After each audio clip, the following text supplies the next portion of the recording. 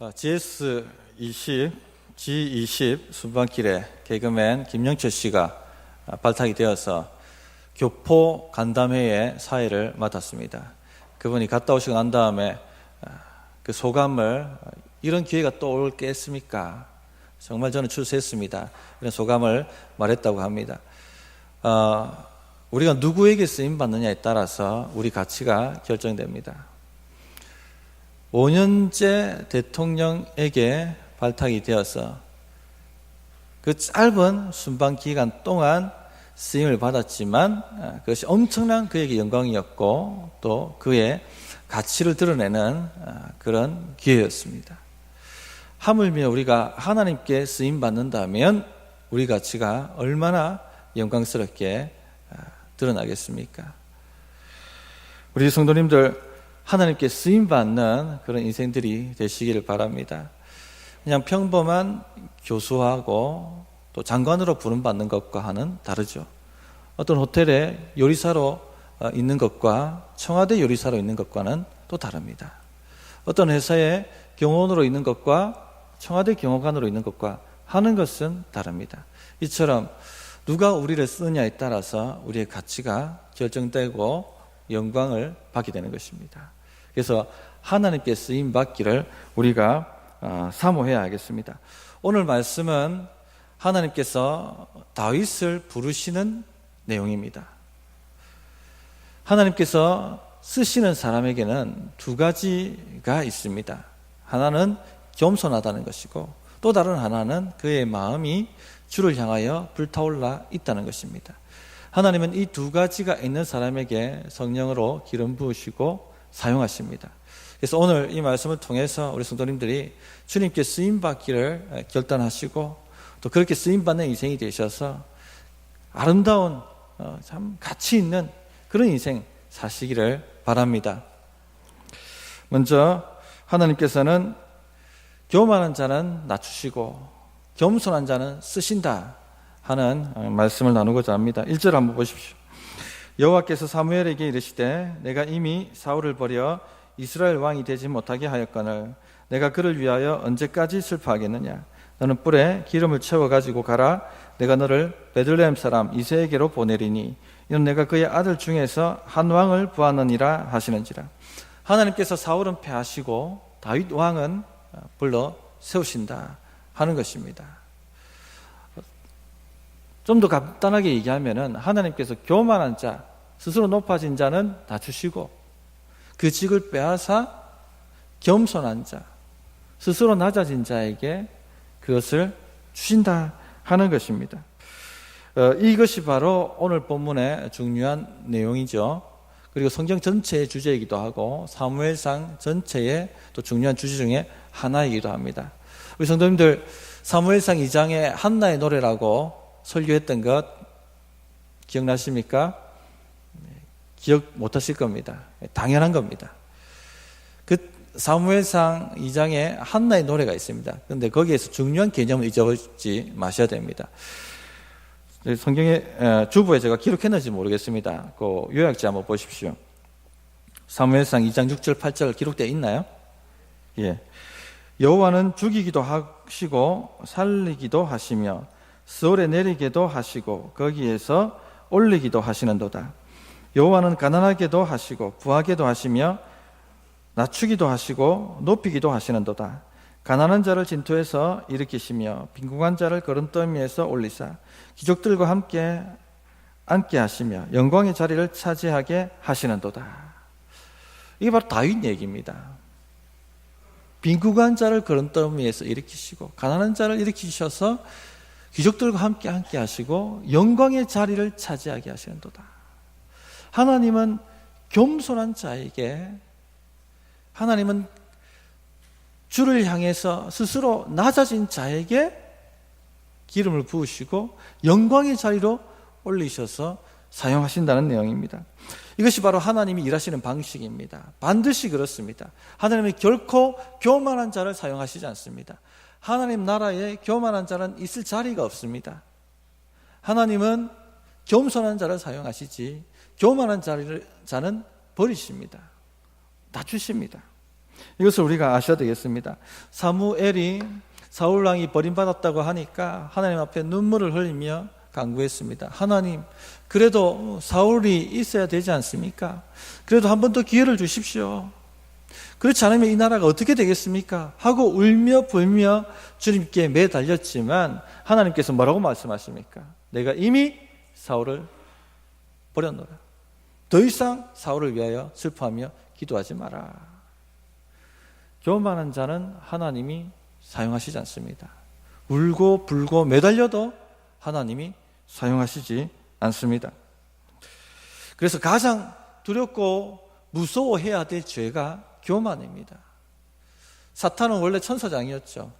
그러나 그가 마귀로 떨어지게 된 것은 교만 때문입니다. 무뼈리에 자기 자리를 높이며 하나님과 대적하여 높아지겠다고 그가 교만을 떨 때에 하나님이 그를 가장 미천한 자리로 낮추셨습니다. 그래서 가장 무서운 죄가 교만이고 가장 치명적인 죄가 교만이고 그러면서도 가장 쉽게 지을 수 있는 죄가 교만입니다. 성도님들, 교만한 자는 하나님이 버리십니다. 낮추십니다. 겸손한 자를 쓰십니다. 그러므로 겸손을 유지하셔야 돼요. 사울을 하나님께서 쓰신 것도 그가 겸손했죠. 처음에 가장 작은 지파, 가장 작은 가문, 내가 이 자리를 어떻게 감당하겠습니까? 스스로 자신이 미약하여 이 자리에 합당하지 않다고 여길 그때에 하나님께서 그를 사용하셨습니다. 들어서 영광의 자리, 기족들과 함께 앉는 자리, 그 자리까지 높여주셨습니다. 처음에는 겸손하기 때문에 하나님이 성령을 부으시니까 충만하여 암몬을 대표시킵니다. 그러나 점점 세월이 지나가면서 사울은 교만해지기 시작합니다. 스스로 왕이 된 것처럼, 스스로 잘나서 이 자리를 차지하고 있는 것처럼 교만해지기 시작합니다.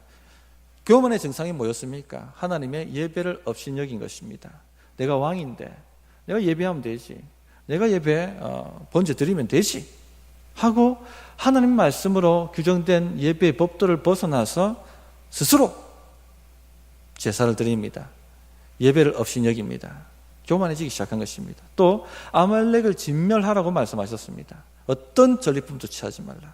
그러나 자신을 위해서 전리품을 취합니다. 그러면서도 뻔뻔하게 나는 하나님의 말씀을 다 순종해 지켰다라고 이야기합니다. 그리고는 자신의 기념비 세우는데 모든 마음을 다 쏟습니다. 하나님 말씀 순종하는 것은 온데간데 없고 자신 이름 높이고 자신 영광 드러내는 데에 모든 마음을 쏟고 있는 것입니다. 하나님은 이 교만한 사울을 버리셨습니다. 우리 성도님들, 겸손을 유지하셔야 됩니다. 그래야지 하나님이 계속 쓰시고 복 주시고 흔들어 넘치도록 하시는 인생이 되는 것입니다. 그 방법이 뭐라고 했습니까? 은혜를 잊지 말라고 말씀하셨죠. 은혜를 잊으면 안 됩니다. 은혜를 아는 사람 치고 교만한 사람은 없습니다. 내가 은혜 받은 존재다, 하나님의 은혜가 크시다 하는 것 감사하고 그 감격이 살아있는 사람 치고 목을 곧게 하고 뻣뻣하게 하고 주님 앞에 오만방자한 말을 하는 사람은 없습니다. 그러므로 내 안에 은혜의 감격이 넘치도록, 은혜를 잊지 않도록 부단히 노력을 하셔야 됩니다.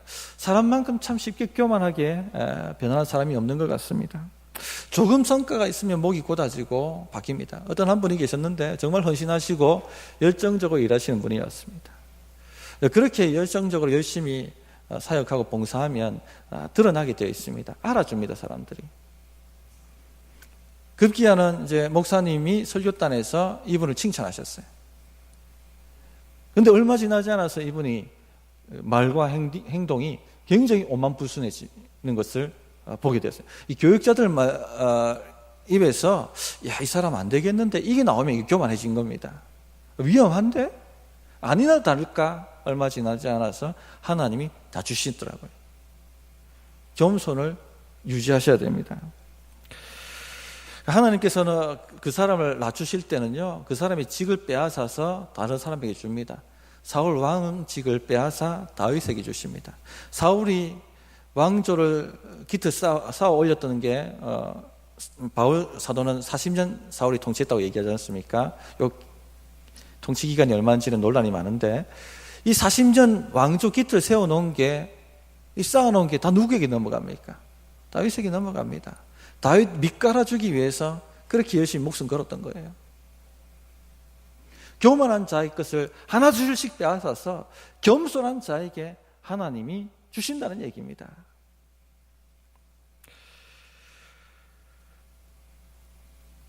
저도 쉽게 교만해지는 사람이다 하는 것을 자주 깨닫고 깜짝깜짝 놀랍니다. 최 목사밖에 없어. 최 목사가 우리 교회를 다 책임지는 거야. 이런 소리 몇 번 들으니까 교만해지더라고요, 사람이. 교만의 증상이 뭔지 압니까? 다른 교육자를 다 밑으로 보는 거예요. 무뼈리에 나를 올리는 겁니다. 그리고 나 없으면 이 교회 안 돼. 나 없으면 이 교회 안 들어가. 이런 생각들이 또 이런 말이 은연중에 나오는 거예요.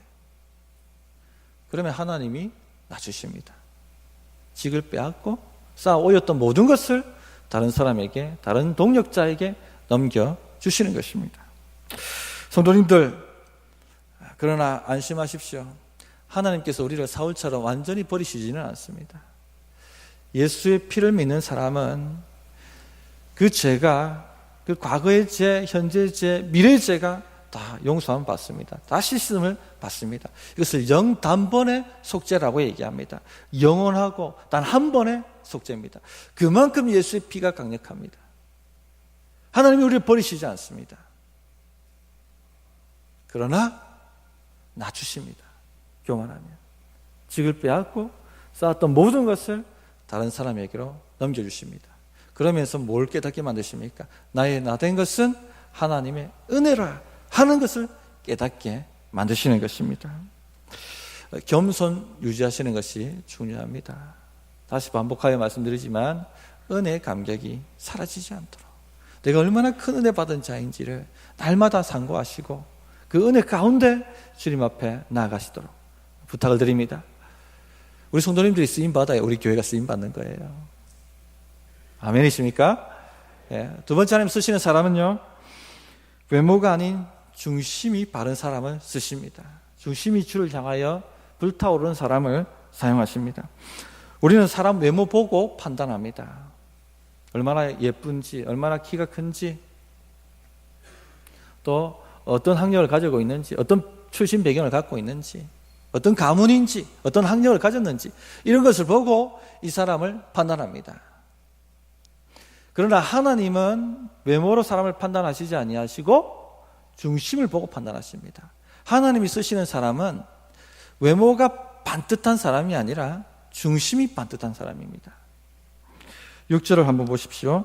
그들이 오매 사무엘이 엘리압을 보고 마음에 이르기를 여호와의 기름 부으실 자가 과연 주 앞에 있도다 하였더니, 이 선지자 사무엘도 하나님이 깨닫게 하시지 않으면 외모를 보는 거예요. 이 인간의 본성입니다. 엘리압이 들어오는데 보니까 키가 크고 사울과 같이 용맹스럽게 생긴 겁니다. 과연 여호와께서 기름 부으실 자가 여호와 앞에 있도다 하고 감탄합니다. 그러나 주님께서 아니라 그의 용모와 키를 보지 말라 이렇게 말씀하시죠. 아직 사무엘의 머리에는 사울의 잔상이 남아 있습니다. 당시 왕의 스펙이라고 한다면 큰 키에 장군 같은 체격이에요. 카리스마입니다. 이 정도 돼야지 군사 이끌고 가서 나라를 구하지. 우리말로 치면 장군감이죠. 그러니까 엘리압을 보고는 역시 하나님이 기름 부으실 사람이 이 앞에 있도다 이렇게 말을 한 것입니다. 우리도 똑같습니다. 사무엘이 그 정도였다면 우리 본성도 똑같습니다. 우리도 사람 외모 봅니다. 얼마나 키가 큰지. 요즘 세상 우리나라 키 보지 않습니까?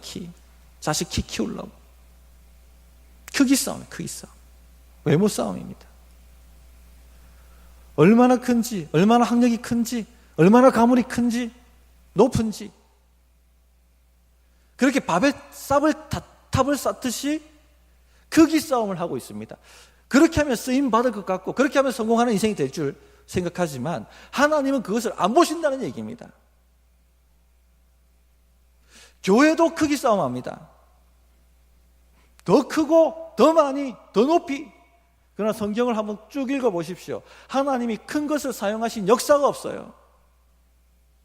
큰 것을 사용하셔서 하나님의 일을 이루신 일이 없습니다.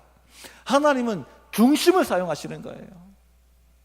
큰 그릇도 있고 은 그릇도 있지만 어떤 그릇을 사용하십니까?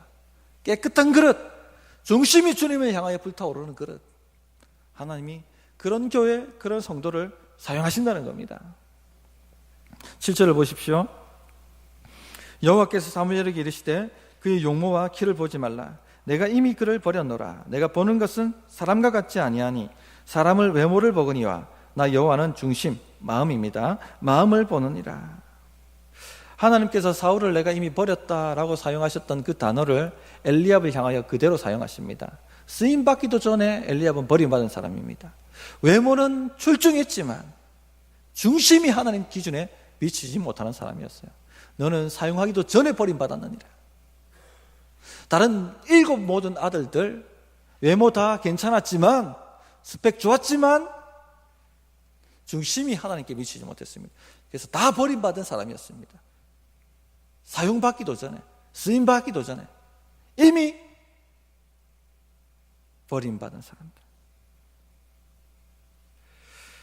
나중에 이 골리앗이 이스라엘 앞에 나와서 하나님을 해방하지 않습니까?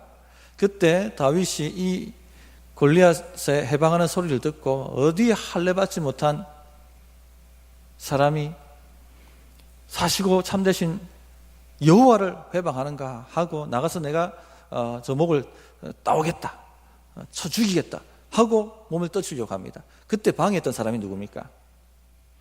엘리압입니다. 어디 교만하게 네가 나서느냐? 잠잠하라, 시끄럽다. 중심이 안 된 사람이에요. 중심이 안 된 사람. 중심 안 된 사람은 하나님이 사용하지 않습니다. 그러면 이 마음, 중심이 중요한데 그 마음이 어떠해야 합니까? 사울이 버림받은 것을 되짚어 보면 중심이 어떠해야 되는지를 알 수가 있습니다. 사울이 어떤 사람이었습니까? 은혜 잊어버리고 교만해진 사람입니다. 사무엘의 고별 설교와도 연결됩니다. 은혜 잊지 아니하고 그 주님 사랑에 감격 감사하여 온 마음을 향하여 주님을 사모하는 사람, 예배하고 경배하는 사람, 그것이 중심이 바로 된 사람입니다.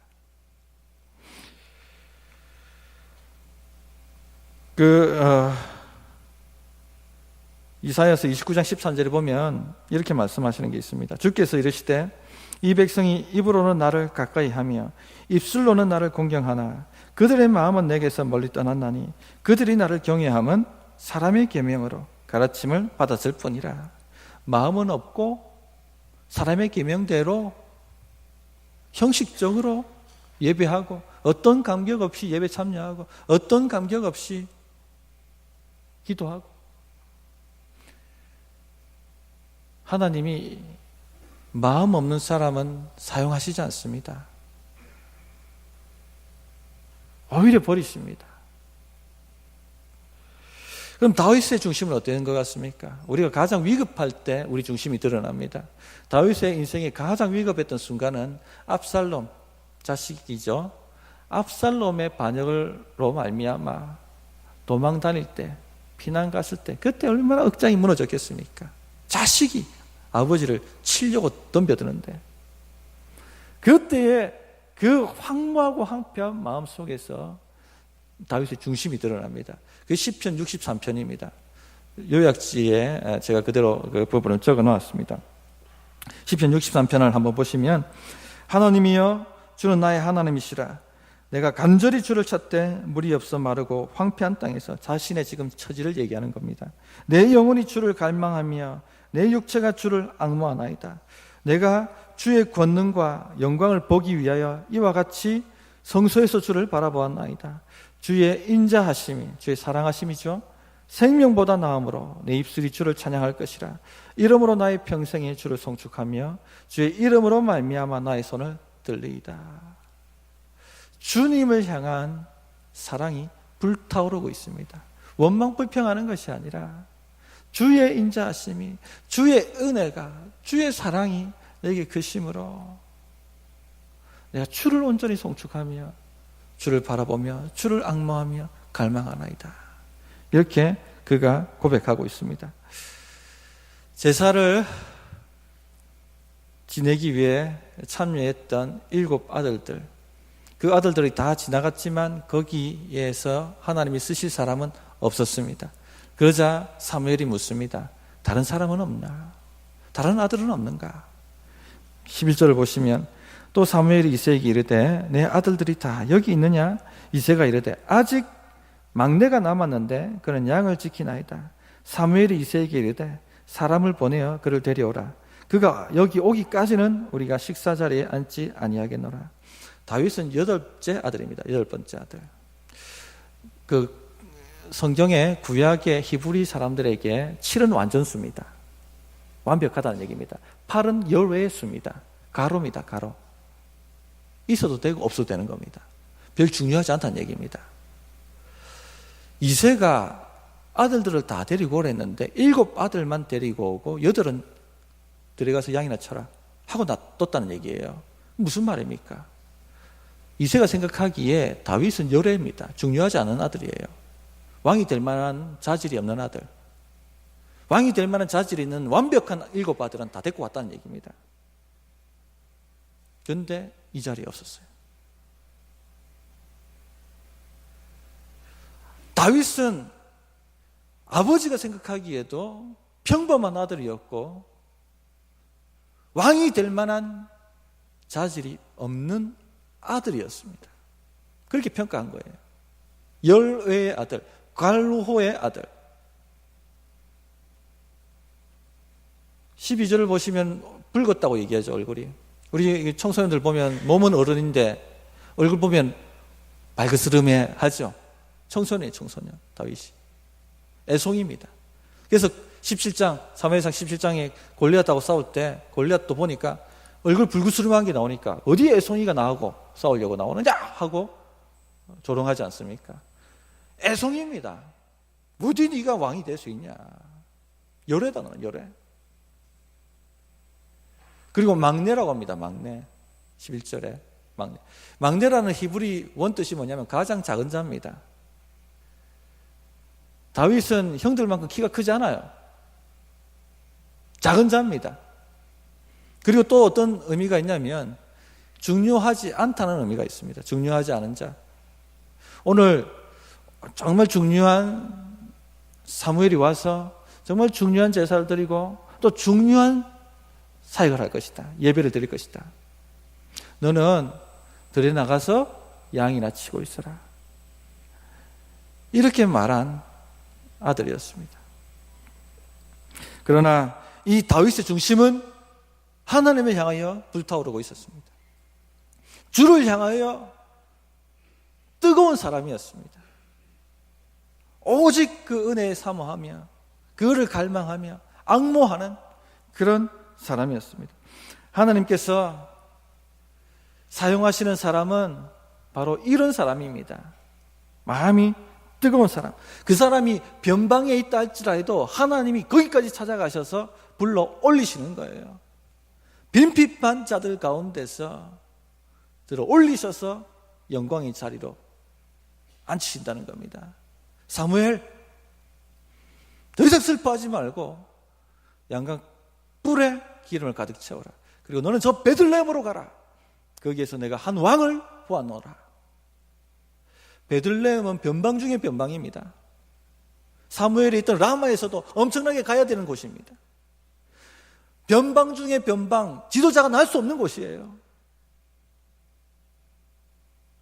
사람들은 생각하지 않습니까? 강남에서 지도자가 난다고, 일본제에서 지도자가 난다고 생각합니다. 중심지에서 지도자가 난다고 생각합니다.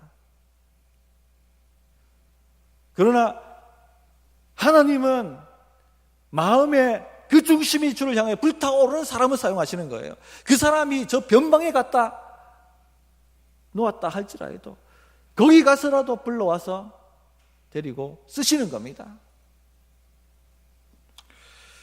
비록 중요한 식사 자리에 초대받지 못했다 할지라도 그 식사 자리를 스탑시키시고 데리고 오라고 말씀하시는 겁니다. 그를 데려오라. 그가 여기 오기까지는 우리가 식사 자리에 앉지 아니하겠노라. 성도님들, 변방에 있다고 너무 걱정하지 마세요.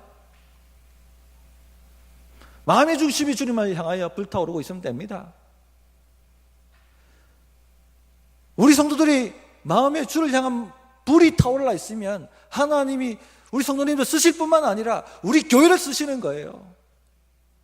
우리 교회가 저 수성구 중심에 있지 않다고 할지라도 하나님이 여기까지 찾아오셔서 우리를 들어 사용하시는 거예요. 우리 성도님들, 우리 자녀들 강남 1번지에 없다고, 저 수성구에 없다고 기죽지 마십시오. 우리 자녀들의 중심이 주를 향하여 불타오른다면 쓰십니다. 찾아오셔서 불러가시는 거예요.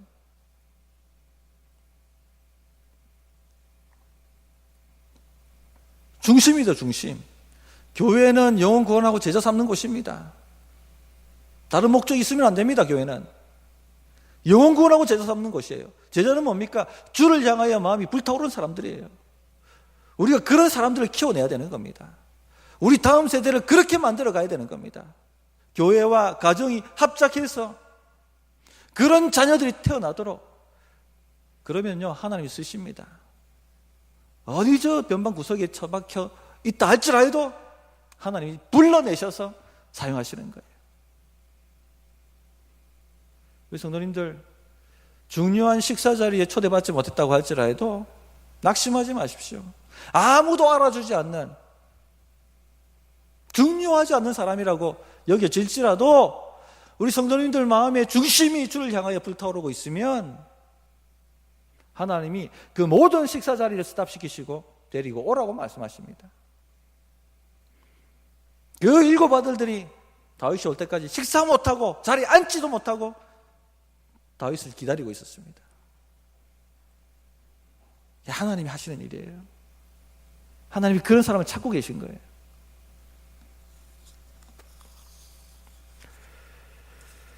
(13절을) 한번 보시기 바랍니다. 사무엘이 기름 뿔병을 가져다가 그의 형제 중에서 그에게 부었더니 이날 이후로 다윗이 여호와의 영에게 크게 감동되니라. 사무엘이 떠나서 라마로 가니라. 성령 충만했다는 것입니다. 하나님의 영에, 성령에 크게 감동되었다. 크게 사로잡힘을 받았다. 붙들림을 받았다. 충만했다는 얘기죠. 이제 더 이상 다윗은 평범한 다윗이 아닙니다. 가로 인생이 아닙니다. 별 중요하지 않는 들에 나서 양 치고 있는 그런 인생이 아니라는 얘기입니다. 성령께서 임하신 거예요. 자신의 아버지도 평범한 다윗으로 보았고 가장 작은 자로 보았고 별 중요하지 않은 인생으로 보았지만 하나님께서 성령을 기름 부으셔서 그를 왕감으로 만드시는 거예요. 왕의 임무를 감당할 만한 능력을 공급하신다는 것입니다. 더 이상 평범한 다윗으로 살 수가 없습니다. 인생 자체가 바뀌어버리게 된 것입니다. 능력이 임하니까 나중에 어떻게 됩니까? 골리앗을 때려잡고 사울 왕이 귀신 들려서 고통당할 때 그 악령들을 추방해주고, 그리고는 나라를 감당할 통일 왕국의 왕이 됩니다. 성도님들, 우리가 기름 부음 받은 자라는 것을 아십니까? 우리 성령의 기름 부음 받은 사람들입니다. 우리 보통 사람들이 아니에요. 변방에 있는 우리를 하나님께서 찾아오셨어요. 그리고 우리를 선택하시고 부르셨습니다. 기름을 부으셨어요. 그래서 베드로 사도는 뭐라고 얘기합니까? 너희는 왕같은 족속이요, 왕같은 제사장이요. 하나님께서 우리를 다윗 같은 제사장으로 불러주신 것입니다. 기름을 부으신 것입니다. 언제 그렇게 하셨습니까? 우리 마음이 주를 향하여 타오를 때, 주의 은혜를 사모하며 이 가망 없는 인생 오직 예수밖에 없습니다라고 나와서 주님 영접했을 때에 우리 영이 거듭나게 하시고 성령으로 기름 부으신 거예요. 이 정도로 엄청난 사람이라는 걸 아시기 바랍니다. 성령이 너희에게 임하시면 너희가 권능을 받고 예루살렘과 온 유대와 사마리아와 땅 끝까지 이르러 내 증인이 되리라. 하나님이 사용하시는 인물로 우리를 불러주셨다는 것입니다. 우리 성도님 이런 말씀 아마 들어보셨을 것입니다. 이는 힘으로도 되지 아니하고 능으로도 되지 아니하고 오직 나의 영으로 여호와의 영으로 되느니라. 스룹바벨을 향한 말씀입니다. 스룹바벨이 하나님 성전을 건축하라고 베어더미 예루살렘에 보냄을 받았습니다. 자신 딴에 열심히 해보려고 노력했는데 너무나도 방해가 많아요. 외적인 외압이 많고 내적으로도 안 되고 낙심하고 절망해서 좌절하고 포기하려고 할 때 하나님이 스가랴를 통해서 환상을 보여주십니다. 등잔이 보이고 등대가 있고 그 등대에 불이 밝혀져 있고 그 등대에서 관이 나와서 그 등대 옆에 두 감람나무가 있는데 그 감람나무에서 감람류가 계속 공급되는 거예요. 등대는 스룹바벨입니다. 스룹바벨아, 네가 지금 못하겠다고 힘들어하지만 보라, 성령의 기름이 너에게 지속적으로 공급되고 있다. 스룹바벨아, 내 앞에 저 큰 산이 평지가 될 것이다. 그렇게 말씀하셨습니다. 성령의 기름 부음이 있으면 막을 수가 없습니다. 낙심하지 마십시오. 성령의 기름 부음이 있으면 막지를 못해요. 사울이 다윗 왕 되게 안 하려고 얼마나 그를 괴롭혔습니까? 얼마나 그를 죽이려고 쫓아다녔습니까? 그러나 막을 수가 없습니다. 결국은 그 자리를 다윗이 차지합니다. 우리 앞에 큰 산과 같은 문제가 있다 할지라도, 되는 일이 없다 할지라도 성령의 기름 부음이 마르지 않고 공급되고 있다면 큰 산이 평지가 될 수밖에 없습니다. 하나님 그렇게 사용하시는 겁니다.